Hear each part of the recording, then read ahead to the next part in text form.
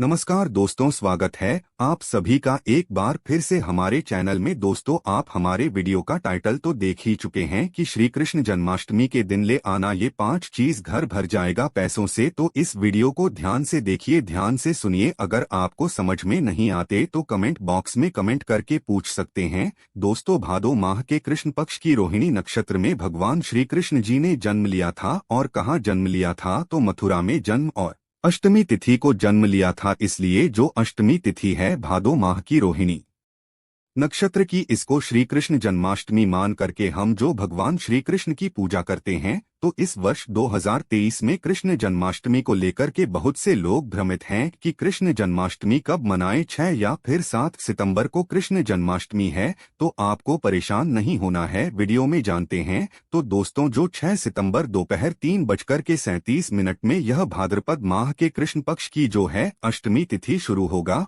और अष्टमी तिथि की ही हम सब जो है कृष्ण मनाते हैं। और इसकी जो समाप्ति रहेंगे दोस्तों 7 सितंबर को 4:14 में। तो 6 या फिर 7 सितंबर को कृष्ण जन्माष्टमी मनाए तो जितने भी गृहस्थ साधक है, जैसे कि हम सभी लोग जितने भी गृहस्थ साधक है, 6 सितंबर को इस वर्ष 2023 में कृष्ण जन्माष्टमी मनाएंगे। और जो साधु संत सन्यासी वैष्णव संप्रदाय के लोग हैं, साधु संत हैं, सन्यासी हैं, ऐसे लोग 7 सितंबर को कृष्ण जन्माष्टमी मनाएंगे। क्योंकि दोस्तों, रोहिणी नक्षत्र जो 6 सितंबर को ही है, रोहिणी नक्षत्र जब लगे तब हम सब जो है कृष्ण जन्माष्टमी मनाते हैं। और पूजा करने का जो शुभ समय रहेगा दोस्तों, वो भी मैं आप लोगों को थोड़ा सा बता दूं कि आप कितने समय पूजा कर सकते हैं कृष्ण जन्माष्टमी के दिन। तो दोस्तों, रात्रि 11:57 में जो पूजा करने का शुभ मुहूर्त शुरू होगा, जिसकी समाप्ति तिथि रहेंगे 12:42 अर्थात 46 मिनट का आपको कुल समय रहेंगे। इस समय आप जो पूजा करते हैं,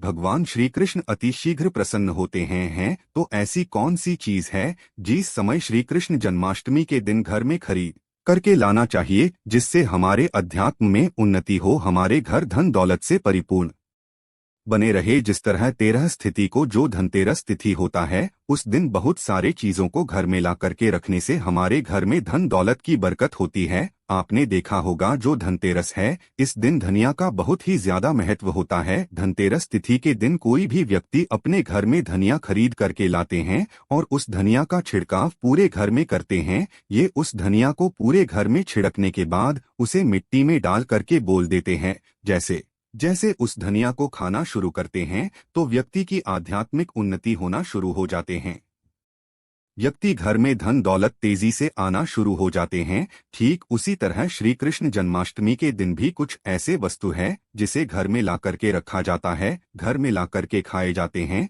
घर में ला करके भगवान श्री कृष्ण को चढ़ाए जाते हैं। तो आज मैं आप लोगों को 5 ऐसे वस्तु के बारे में बताऊंगा जिससे श्री कृष्ण जन्माष्टमी के दिन कोई भी व्यक्ति ध्यान से श्री कृष्ण जन्माष्टमी के दिन कोई भी व्यक्ति से ला करके भगवान श्री कृष्ण को समर्पित करते हैं। तो ऐसे व्यक्ति के साथ जन्मा की दरिद्रता, ऐसे व्यक्ति की कैसा भी परेशानी, बुरा समय, सारे बुरे समय को, सारे परेशानी को भगवान श्री कृष्ण स्वयं हर लेते हैं। आप भी अगर भगवान श्री कृष्ण को मानते हैं, भगवान श्री कृष्ण के प्रति आपकी आस्था है, तो कमेंट बॉक्स में जय श्री कृष्ण सदा सहाय जरूर लिखना। और हाँ, वीडियो में आगे बढ़ने से पहले अभी तक आपने हमारे वीडियो को लाइक नहीं किया है तो लाइक कर देना। और इस वीडियो को फायदे के लिए पूरा ध्यान से देखना, ध्यान से सुनना कि जो जानकारी बताऊंगा, जानकारी समझ में नहीं आते बाद में चल करके आपको समझ में नहीं आएंगे, तो इस जानकारी को किसी पेन कॉपी में नोट करके लिख लेना, बाद में चल करके यह जानकारी आपको आगे काम आएंगे।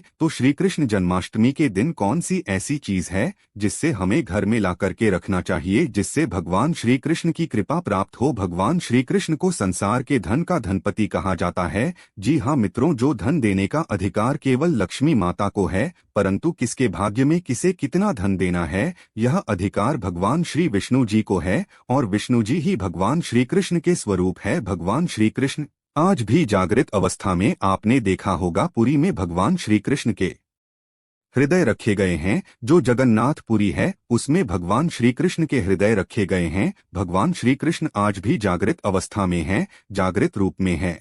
और आपने देखा होगा वृंदावन में जो नंदनवन है वहाँ पे भगवान श्री कृष्ण आज भी रास रचाते हैं। तो इस वीडियो को ध्यान से देखिए। जन्माष्टमी के दिन ये चीज आप जो अपने घर में जरूर लाइए, बिल्कुल ही आपके घर भी धन दौलत से परिपूर्ण बनेंगे। आपके जीवन में चली परेशानी को इस चीज को लाने के बाद समाप्त हो जाएंगे। किस चीज का अपना अलग ही महत्व है। इस चीज को लाने से पहले सर्वप्रथम आपको अपने घर को साधे साफ पानी से धो लेना है। फिर आपको अपने घर को एक बार गंगाजल से पूरी तरीके से छींटे मार देना है, अपने घर को पवित्र करना है। फिर इस वस्तु को आपको ला करके भगवान श्री कृष्ण को समर्पित करना है। तो आपको लाना क्या है? पहला वस्तु है मित्रों, वो है शहद। जी हाँ, जो शहद है यह भगवान श्री कृष्ण को अत्यंत प्रिय है। ध्यान से सुनिए, भगवान श्री कृष्ण को अत्यंत प्रिय है शहद। शहद जो है देवी देवताओं को भोग के रूप में लगाते हैं। आपने देखा होगा जो शहद है यह वास्तु दोष को भी दूर करते हैं।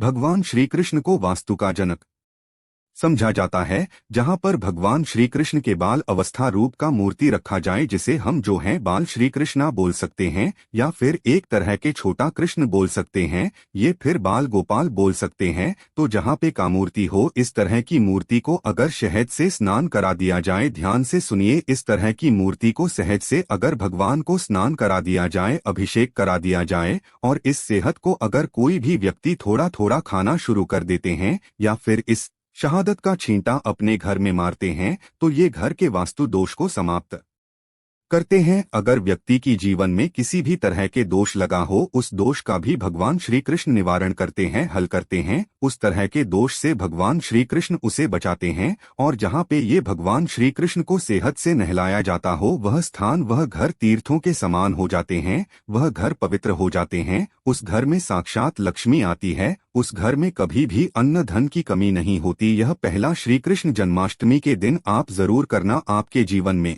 चले परेशानी, आपके जीवन में चले सारे कष्ट दूर हो जाएंगे। दूसरा वस्तु के बारे में बता रहा हूं, तो भगवान श्री कृष्ण को जो दूसरा वस्तु जो है आप चढ़ा सकते हैं। जो वीडियो है यह भगवान श्री कृष्ण को अत्यंत प्रिय है, और यह मां सरस्वती के भी जाए तो प्रिय एक तरह के बाद यंत्र है। तो जो व्यक्ति भगवान श्री कृष्ण को बीड़ा चढ़ाते हैं, ऐसे व्यक्ति की बुद्धि तीव्र हो जाते हैं। ऐसे जो व्यक्ति हैं यह आगे चल करके गुणकारी बनते हैं। ऐसे व्यक्ति एक तरह के गिद्ध संगीत के माध्यम से आगे बढ़ते हैं। ऐसे व्यक्ति राजनेता बनते हैं। तो जो व्यक्ति भगवान श्री कृष्ण को कृष्ण जन्माष्टमी के दिन पीड़ा भेंट करते हैं, ऐसे व्यक्ति की अध्यात्म उन्नति होता है। ऐसे व्यक्ति राजनैतिक बनते हैं। फिर ऐसे व्यक्ति आगे चल करके जो कहा जाए संगीत आगे बढ़ते हैं। तीसरा है मोरपंख। ध्यान से सुनिए, यह जो मोरपंख अगर कृष्ण जन्माष्टमी एक दिन मोरपंख अगर आप ला करके भगवान श्री कृष्ण को समर्पित कर देते हैं, तो मोरपंख को बहुत ही पवित्र समझा जाता है।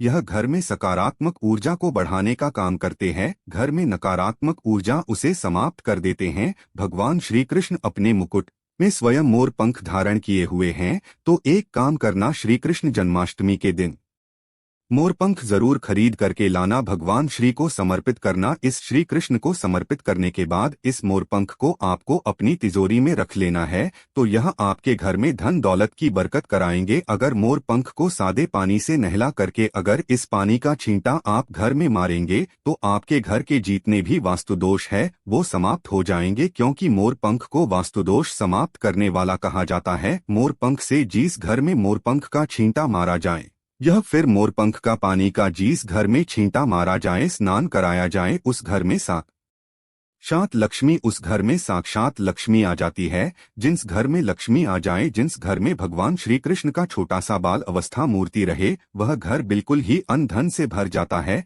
चौथी वस्तु बता रहा हूँ, जैसे श्री कृष्ण जन्माष्टमी के दिन जरूर लाना चाहिए, तो हमारे धर्मशास्त्र में भी बोला जाता है। जो चौथी वस्तु बताऊंगा इसके बारे में हमारे धर्मशास्त्र में भी बोला जाता है कि कोई भी व्यक्ति अगर कदम के फूल भगवान श्री कृष्ण को ला करके श्री कृष्ण जन्माष्टमी के दिन समर्पित करते हैं, तो ऐसे व्यक्ति के जन्म जन्मांतर के ऐसे व्यक्ति के जीवन में चेहरे परेशानी समाप्त हो जाती है। क्योंकि भगवान श्री कृष्ण ने स्वयं कदम के वृक्ष पर बैठकर के बांसुरी बजाए थे, और कदम के वृक्ष की बहुत ही उत्तम वृक्षा समझा जाता है। चाहते तो भगवान श्री कृष्ण पीपल के वृक्ष में भी बैठकर के बांसुरी बजा सकते थे, परंतु उसने ऐसा नहीं किया। क्योंकि कदम वृक्ष को भगवान श्री कृष्ण का आशीर्वाद प्राप्त है। जो कदम वृक्षा है यह लोगों के दुख तकलीफ को भी निवारण कर सकते हैं। और ऐसा समझा जाता है कदम वृक्ष पर अगर कोई भी व्यक्ति कामना बोलते हुए किसी भी बुधवार के दिन अगर जो हरा कलर का धागे होते हैं यह बांधा जाए तो सभी तरह के मनोरथ की पूर्ति होता है।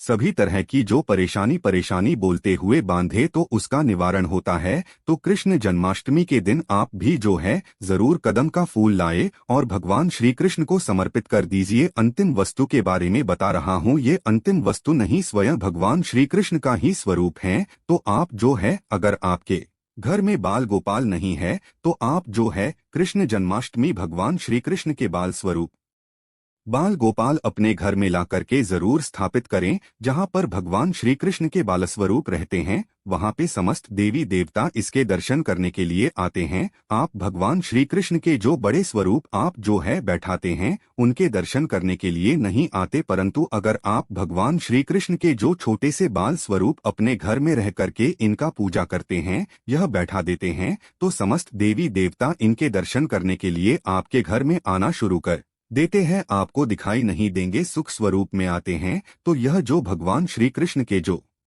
मूर्ति कहे जाने वाले बाल स्वरूप है यह लाकर के घर में स्थापित करते हैं तो आपके अध्यात्म उन्नति होगा, आपके जीवन में सारे परेशानी का निवारण होगा। काम करना भगवान श्री कृष्ण के जो छोटे से आप मूर्ति लाएंगे, बाजार से जो बाल गोपाल लाएंगे, इससे डेली के दिन डेली जो है गंगा जल में थोड़ा सा स्नान करा देना या फिर सादे पानी से स्नान करा देना और इसके स्नान किए हुए जो पानी है इसके छींटे पूरे घर में मारते तो आपके घर में नकारात्मक शक्ति वो समाप्त हो जाएंगे। आपके घर में किसी ने तंत्र बाधा, बुरी नजर, बुरी शक्ति समाप्त हो जाएंगे। आपके घर में लक्ष्मी का बंधन होगा जिसके कारण लक्ष्मी आना रुक चुकी है। आपके जीवन में धन का भाव हो रहा है, कर्जे का भार बढ़ चुका है, तो भगवान श्री कृष्ण को नहलाएंगे जो पानी यह पीना शुरू कर दीजिए। इस पानी के पूरे घर में छींटा मारी है, आपके घर कुछ दिनों के भीतर में धन वैभव से परिपूर्ण बन जाएंगे। और देखते ही देखते आप अपने घरों के आसपास में रहने वाले जो पड़ोस है, घर के आसपास में रहने वाले जो लोग हैं उससे ज्यादा धनवान बनना शुरू हो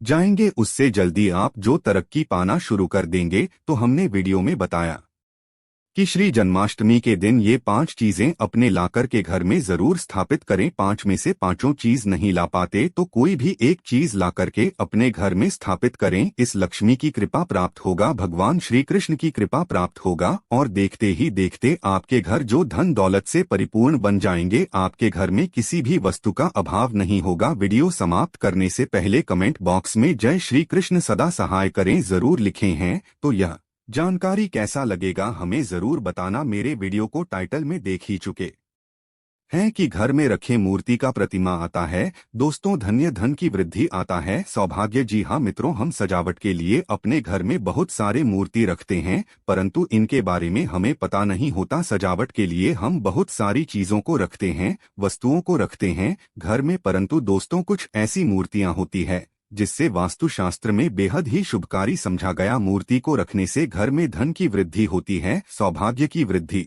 होती है। घर में अगर किसी भी तरह की नकारात्मक ऊर्जा उसका नाश हो जाता है। तो अगर आप भी अपने घर में चाहते हैं कि धन की वृद्धि हो तो यह मूर्ति जरूर अपने घर में रखना शुरू कर दें। इससे घर में वृद्धि होती है, वास्तु से जुड़े जो भी परेशानियां हैं वो भी दूर हो जाती है। जानकारी बताने से पहले अभी तक चैनल सब्सक्राइब नहीं की है तो चैनल को जरूर सब्सक्राइब जरूर कर लेना, क्योंकि हमारे चैनल का नाम प्राचीन ज्ञान है। हम प्राचीन ज्ञान की जानकारी सिखाते हैं, वास्तु से रिलेटेड जानकारी आप सभी मित्रों को सिखाते हैं। हमारे चैनल का मकसद है सबका भला हो, सबका कल्याण पहला है। दोस्तों के घर में हाथी की मूर्ति जरूर रखा करे। अगर चांदी का ठोस जो बना हुआ हाथी की मूर्ति रखते हैं तो इससे जो है घर में धन की वृद्धि होती है। आपने जरूर देखा होगा महालक्ष्मी जो प्रतिमा रहती है उसके सामने में चांदी हाउस के सामने जो हाथी होता है वो धन की वृद्धि दिखाई देते हैं, धन वर्षा करते हुए बटुए के माध्यम से दिखाई देते हैं।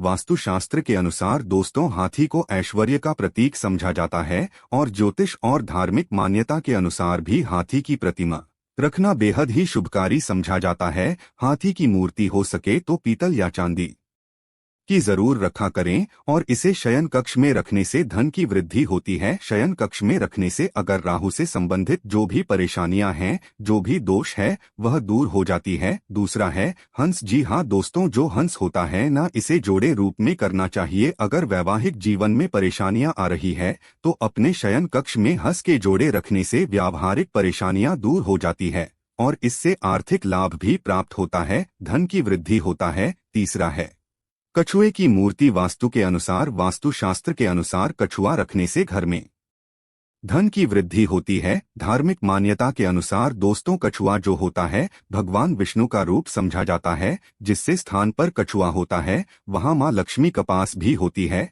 जहां पर भगवान वहां पर मां लक्ष्मी खींचे चले आते हैं। तो धन वृद्धि करने के लिए आप जो है पूर्व और उत्तर दिशा में कछुए की स्थापना अपने घर में जरूर करें, परंतु इस बात का विशेष ध्यान रखना कि कछुआ अंदर की ओर आता हुआ देखना चाहिए, क्योंकि अंदर की ओर आता हुआ दिखाई देंगे तो धन वृद्धि होता है। और अगर घर की अब ऐसा रख देते हैं कि बाहर की ओर जाते हो तो इसे धन की वृद्धि नहीं बल्कि धन की नाश भी हो सकती है। तो कछुआ कैसे रखना है कि घर के अंदर की ओर आते हुए होना चाहिए, इससे धन की वृद्धि होता है। इसके बाद दोस्तों चौथे नंबर पर आते हैं, जी हाँ दोस्तों, जो गाय होते हैं ना, हमारे हिंदू धर्म में अति पूजनीय समझा जाता है। और वास्तुशास्त्र अनुसार अगर घर पर पीतल की बनी हुई गाय की मूर्ति रखते हैं तो इसे बेहद ही शुभकारी समझा जाता है, क्योंकि गाय में समस्त तरह के देवी देवता होते हैं। अगर पीतल की बनी हुई गाय की मूर्ति को प्रतिदिन स्नान करते हैं तो निश्चित रूप से मां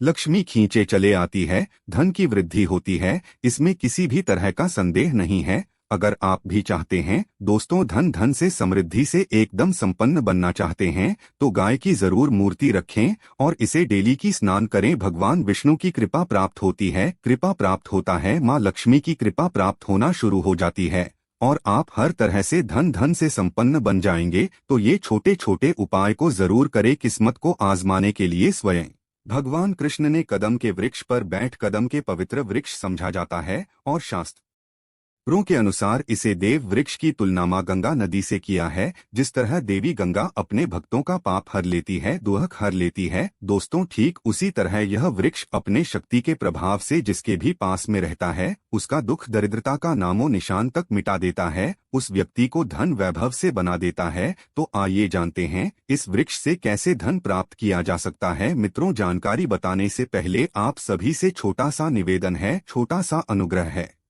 चैनल अभी तक सब्सक्राइब नहीं किया तो चैनल को सब्सक्राइब जरूर कर लेना। हमारे चैनल में इस तरह के ज्ञानवर्धक जानकारी आप सभी मित्रों को सिखाए जाते हैं, बताए जाते हैं। तो आज भी इस वृक्ष पर भगवान श्री कृष्ण की दिव्यांश स्वयं बैठा हुआ होता है। ऐसा वृक्ष, ऐसा इस वृक्ष को भगवान श्री कृष्ण का आशीर्वाद, क्योंकि इस वृक्ष पर बैठने के कारण बैठकर के बांसुरी